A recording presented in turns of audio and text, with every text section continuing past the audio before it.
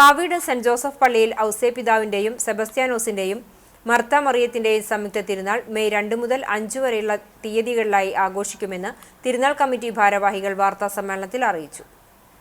കൊടികയറ്റം മുതൽ തിരുനാൾ ദിനം വരെ എല്ലാ ദിവസവും വൈകിട്ട് 6 മണിക്ക് നവനാൾ തിരുകർമ്മങ്ങൾ നടത്തും.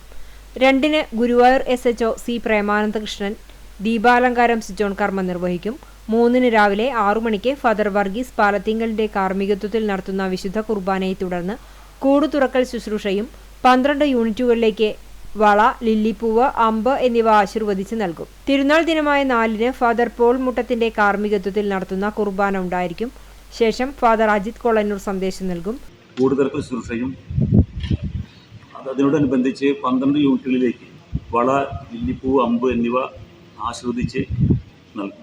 അന്ന് രാത്രി യൂണിറ്റുകളിൽ നിന്ന് എല്ലാ അമ്പുവളകളും പള്ളികളിൽ എത്തിച്ചേരുകയും പിറ്റേ ദിവസം കാലത്ത് വിശുദ്ധ കുർബാനയും ആഘോഷമായ പാട്ട് കുർബാന 10:30-നും വൈകിട്ട് 4:45-ന് വിശുദ്ധ കുർബാനയുണ്ടാകും.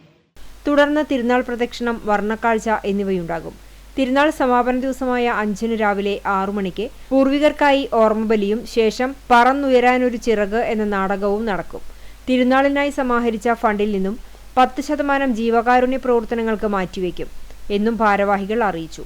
വാർത്താ സമ്മേളനത്തിൽ വികാരി father Francis Neelankavil, general convener CV Jaison, പള്ളി PRO MF ജോയ്, ട്രസ്റ്റിമാരായ CG Raphael, Sunny Chiran, Nitin Charlie, publicity convener Shajan George എന്നിവർ പങ്കെടുത്തു.